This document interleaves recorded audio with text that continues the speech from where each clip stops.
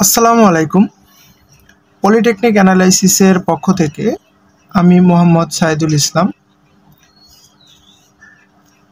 আশা করি সবাই আল্লাহর রহমতে ভালো আছেন। আজকে আমি আপনাদের সাথে যে টপিকটি নিয়ে আলোচনা করব সেটি হচ্ছে ফুল সাবস্ট্রাক্টর অর্থাৎ ডিজিটাল ইলেকট্রনিক্স এর একটি গুরুত্বপূর্ণ প্রশ্ন। এটি হচ্ছে ফুল সাবস্ট্রাক্টর এর লজিক বর্তনী সহ কার্যপ্রণালী।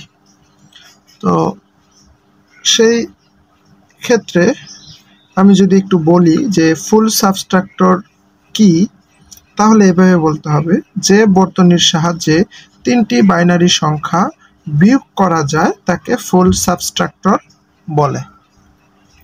একটু ব্লক ডায়াগ্রামের দিকে লক্ষ্য করলে দেখতে পাবো, এটাকে যদি আমি ফুল সাবস্ট্রাক্টর বলি তাহলে এর ইনপুটে তিনটি ইনপুট রয়েছে, একটি হচ্ছে এ, আরেকটি বি, আরেকটি সি, এবং এর আউটপুটে আমি দুই ধরনের আউটপুট পাবো, একটি হচ্ছে বড় আর একটি হচ্ছে ডিফারেন্ট।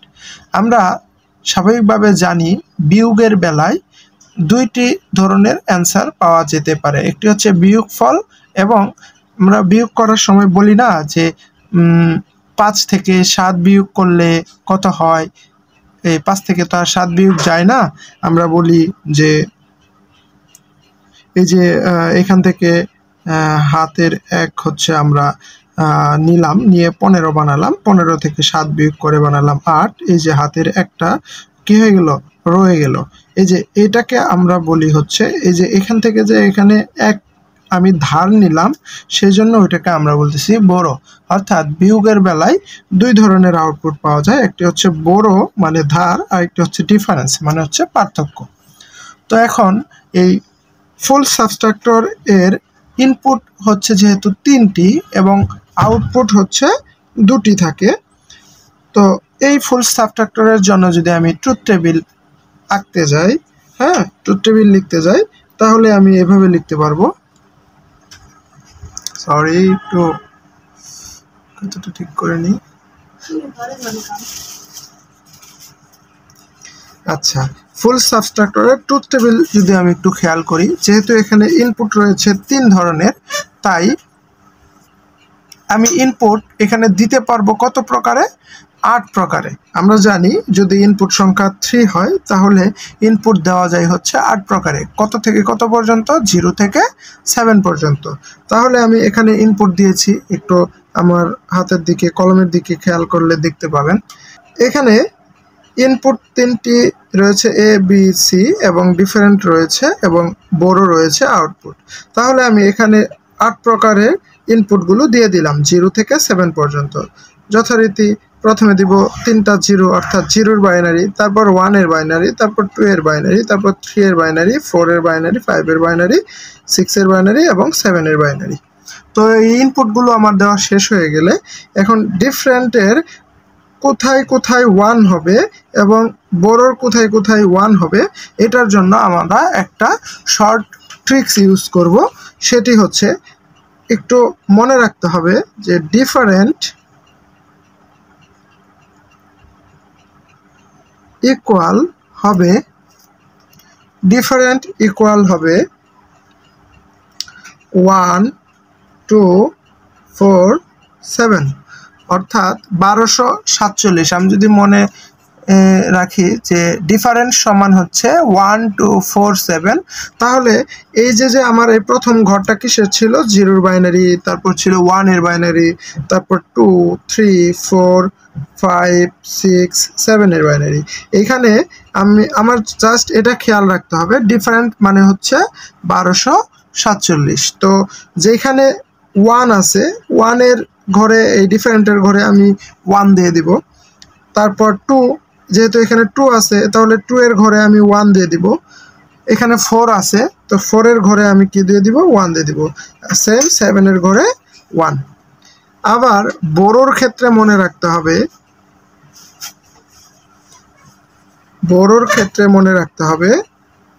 1, 2, 3, 7, মানে হচ্ছে 1 2 3 7 1237। এই ক্ষেত্রে মনে রাখতে হবে 1247 ডিফারেন্ট, আর বড়োর ক্ষেত্রে মনে রাখতে হবে 1237।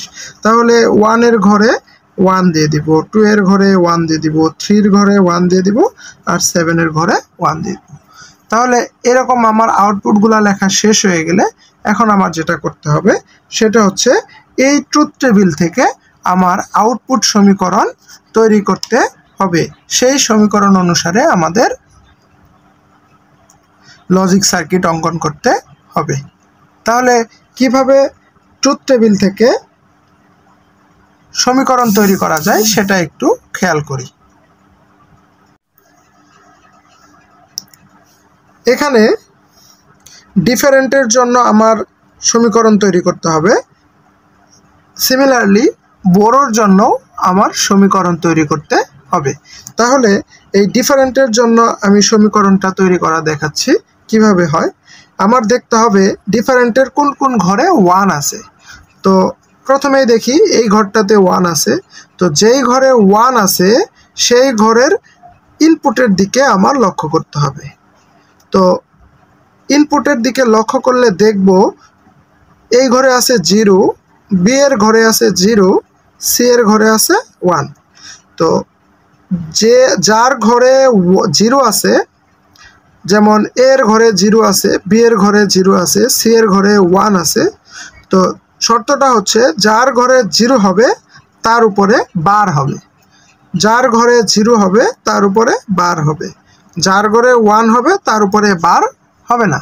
তাহলে খেয়াল করি, আমি এই 1 এর জন্য যদি ইনপুট লিখতে চাই তাহলে আমি দেখতে পাবো এ এর ঘরে আছে 0, বি এর ঘরে 0, সি এর ঘরে 1।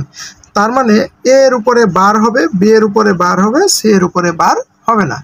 তাহলে এই যে এখানে লিখেছি দেখেন, এ বার, বি বার, সি। তারপর এই একটা 1 এর জন্য ইনপুট নেওয়া শেষ। একই রকমভাবে বাকি যে 1গুলো রয়েছে প্রত্যেকটির জন্য আমার কি করতে হবে, ইনপুট নিতে হবে। তাহলে পরবর্তী ইনপুটের জন্য যদি আমি 1 এর জন্য যদি ইনপুটগুলো নেই তাহলে কীরকম হবে, যদি ইনপুটের দিকে তাকাই তাহলে দেখব এ এর ঘরে 0, বি এর ঘরে 1, সি এর ঘরে 0। তার মানে প্লাস ইনপুটগুলো হবে এ বার, বি, সি বার, কারণ এর ঘরে ছিল 0, বি এর ঘরে 1, সি এর ঘরে 0, তাই হয়েছে এ বার, বি, সি বার। আবার পরবর্তী 1 এর জন্য ইনপুটগুলোর দিকে যদি আমি তাকাই তাহলে দেখব এ এর ঘরে আছে 1, বি এর ঘরে 0, সি এর ঘরে 0। তাহলে আমার ইনপুটটা লিখতে হবে এরকমভাবে, যেহেতু এ এর ঘরে 1 রয়েছে সেই জন্য আমার লিখতে হবে এ, আর যেহেতু বি এবং সি এর ঘরে 0 রয়েছে সেই জন্য বি এবং সি এর উপরে দিতে হবে বার। এখন লাস্ট 1 এর জন্য আমি যদি ইনপুটের দিকে তাকাই তাহলে দেখব এ, বি, সি প্রত্যেকটার ক্ষেত্রেই 1 রয়েছে। তাহলে এই 1 থাকার কারণে লিখব হচ্ছে এ, বি, সি, কারণ একটার উপরেও কি নাই, 1, 0 নাই, সবগুলাই 1 রয়েছে।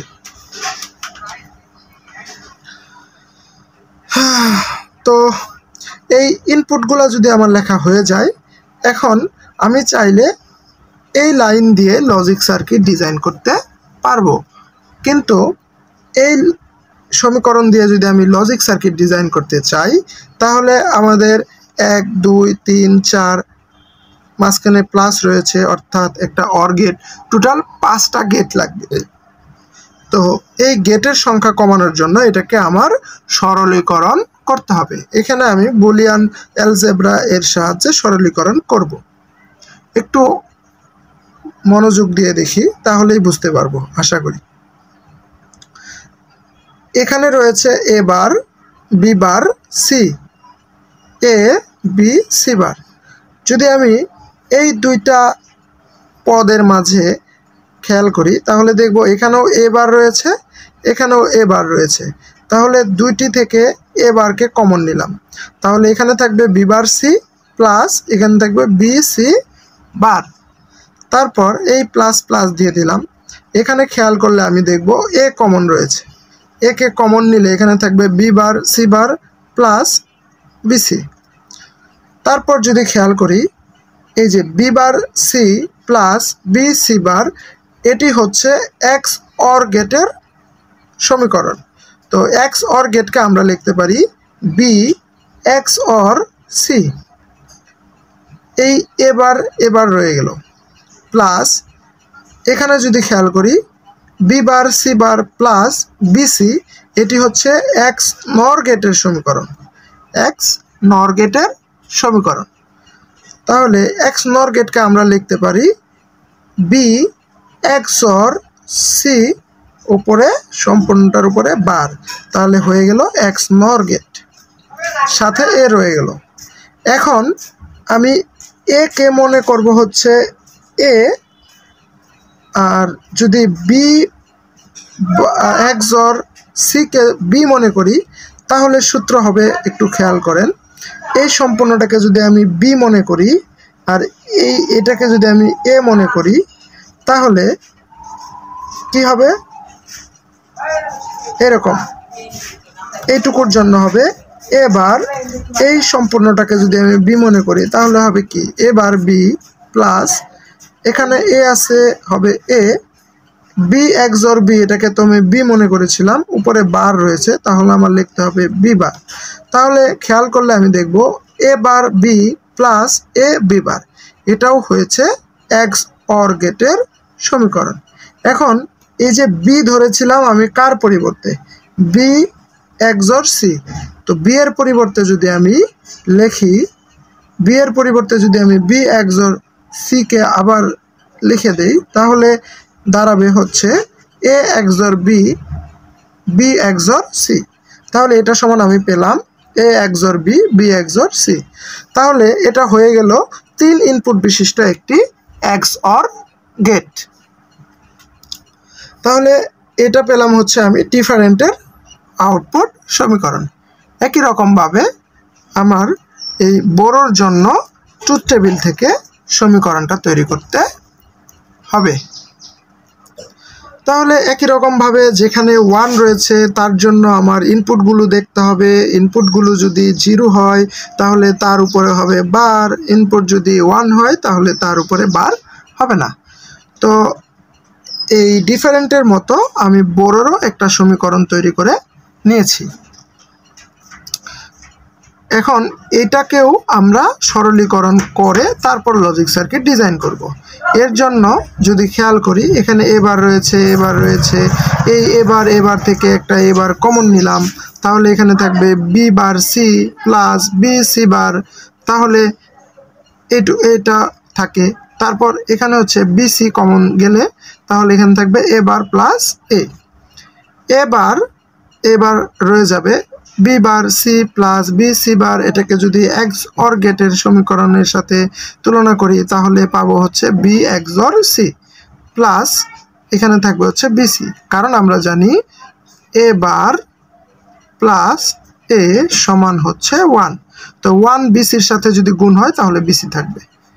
তাহলে এখান থেকে আমরা এরকম বুলিয়ান অ্যালজেব্রার সাহায্যে সরলীকরণ করে বড়োর জন্য এই সমীকরণটা পাই। তো এখন আমার কাছে ডিফারেন্টের সমীকরণ আছে, বড়োর সমীকরণ আছে, এই দুইটা সমীকরণ দিয়ে এখন আমরা লজিক সার্কিট আঁকবো। তো এখানে ফুল সাবস্ট্রাক্টরের লজিক সার্কিট নিচে দেখানো হয়েছে। একটু যদি খেয়াল করি এই বড়োর ক্ষেত্রে ইনপুট রয়েছে এ বার বি সি, তার মানে ইনপুট রয়েছে এ বার বি সি। আবার ডিফারেন্টের জন্য ইনপুট রয়েছে এ বি সি, তার মানে টোটাল আমার ইনপুট রয়েছে কত প্রকারের, একটা রয়েছে এ, এইখান থেকে পাই, আরেকটা রয়েছে এ বার, এইখান থেকে পাই, আরেকটা রয়েছে বি, আরেকটা রয়েছে সি। তার মানে আমাদের লজিক সার্কিট আঁকার জন্য এরকম লাইন টানতে হবে, অর্থাৎ ইনপুটগুলো নিতে হবে কতগুলো, এ এর জন্য একটা নিতে হবে, এ বারের জন্য একটা নিতে হবে, বি এর জন্য নিতে হবে, সি এর জন্য নিতে হবে। তাহলে আমি এ এর জন্য একটা ইনপুট লাইন নিয়েছি, এ থেকে একটা লাইন নিয়ে আমি একটা নট গেট ইউজ করেছি আমরা জানি নট গেট ইউজ করলে ইনপুটগুলো বিপরীত হয়ে যায়, অর্থাৎ ইনপুটে যদি এ থাকে আউটপুট হবে এ বার। তো এ থেকে এ বার আঁকার জন্য আমি একটি নট গেট ইউজ করে তারপর এই লাইনটি এঁকেছি, যা নির্দেশ করে হচ্ছে এ বারকে। তারপর আরেকটি লাইন নিয়েছি বি, আরেকটি লাইন নিয়েছি সি। তো আমার এখন ইনপুটগুলো যখন নেওয়া শেষ হয়ে গিয়েছে, তখন আমি এই ডিফারেন্টের জন্য সমীকরণ দেখে লজিক সার্কিট আঁকবো, বড়োর জন্য সমীকরণ দেখে লজিক সার্কিট আঁকবো। লক্ষ্য করুন, এখানে ডিফারেন্টের জন্য আউটপুট সমীকরণ রয়েছে। একটি রয়েছে ইনপুট এ, আরেকটি রয়েছে ইনপুট বি, আরেকটি রয়েছে ইনপুট সি, এবং তাদের মাঝখানে রয়েছে এক্স অর গেট। তাদের মাঝখানে রয়েছে এক্স অর গেট। তাহলে এ থেকে একটি ইনপুট নিলাম, বি থেকে একটি ইনপুট নিলাম, সি থেকে একটি ইনপুট নিলাম, এবং তিনটি ইনপুটের সমন্বয়ে একটি আমি এক্স অর গেট এঁকে দিলাম। তো এর আউটপুটে আমরা পাবো হচ্ছে ডিফারেন্টকে। তো ডিফারেন্টের জন্য আমার লজিক সার্কিট এতটুকুই, এর চেয়ে বেশি নয়। এখন বড়োর জন্য আমার লজিক সার্কিট আঁকতে হবে। এর জন্য খেয়াল করুন, এখানে রয়েছে এ বার, তার মানে এ বার থেকে একটি ইনপুট আমি নিয়ে নিলাম। তারপর রয়েছে ইনটু, এটাকে আমি এখানে স্টপ রাখি। তারপর ব্র্যাকেটের ভিতরে রয়েছে বি এক্সঅর সি।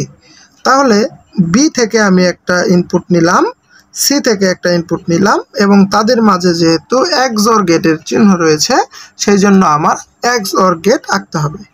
তাহলে এইটুকু হচ্ছে এক্সঅর গেট এঁকে ফেললাম। এইটুকুর জন্য আমি এই এক্সঅর গেটটুকু এঁকে নিলাম। এখন খেয়াল করুন, এই এক্সঅর গেট এবং এ বার দুটো মিলিয়ে হয়েছে মাঝখানে গুণ, তার মানে হচ্ছে অ্যান্ড গেট। তো এই তো গেল হচ্ছে এ বার, এবং এই আউটপুট থেকে পাবো হচ্ছে বি এক্সঅর সি, এবং এই দুটো মিলিয়ে যেহেতু অ্যান্ড গেট, সেই জন্য আমি এখানে একটা অ্যান্ড গেট এঁকেছি। তাহলে এখান থেকে পাবো হচ্ছে এইটুকুর আউটপুট। তারপর প্লাস রয়েছে, প্লাসকে আমি এভাবেই রেখে দিই। আগে আমি এই বি এবং সি এর জন্য গেট এঁকে নিব।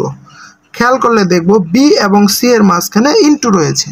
ইনটু থাকার কারণে এখানে হবে অ্যান্ড গেট। তো সেই জন্য বি থেকে একটি ইনপুট, সি থেকে একটা ইনপুট নিয়ে আমি একটি অ্যান্ড গেট এঁকে নিলাম। এখন এই বি এখান থেকে পেলাম হচ্ছে বি সি, এই আউটপুট থেকে পেলাম হচ্ছে এ বার ডট বি এক্সঅর সি। তো খেয়াল করলে দেখব এই সম্পূর্ণটুকু মানে হচ্ছে এই লাইনটা, এইটুকু, এবং এই বিসি, এই দুটোর মাঝখানে রয়েছে প্লাস, তার মানে এই সম্পূর্ণটুকু প্লাস এইটুকু দুটো মিলিয়ে একটি অর গেট হবে। যেহেতু প্লাস আছে সেই জন্য আমরা জানি প্লাস থাকলে হয় অর গেট। তাহলে এখানে আমরা দিয়ে দিলাম হচ্ছে অর গেট। এই আউটপুটটাকে এবং এই আউটপুটটাকে অর গেটের ইনপুট হিসেবে ব্যবহার করে দিলাম। তাহলে ফাইনালি আমি আউটপুটে বড়টাকে পেয়ে যাব। তাহলে এইভাবে আমাদের কি করতে হবে, ফুল সাবস্ট্রাক্টর এর লজিক বর্তনী অঙ্কন করতে হবে। এই ছিল ফুল সাবস্ট্রাক্টরের সম্পূর্ণ বিবরণ। আশা করি সবাই বুঝতে পেরেছেন। যদি কেউ বুঝতে না পারি তাহলে ভিডিওটি কয়েকবার দেখি, ইনশাল্লাহ বুঝে যাবেন। তো আজকে এই পর্যন্তই। সবাই ভালো থাকেন, সুস্থ থাকেন। আল্লাহ হাফেজ।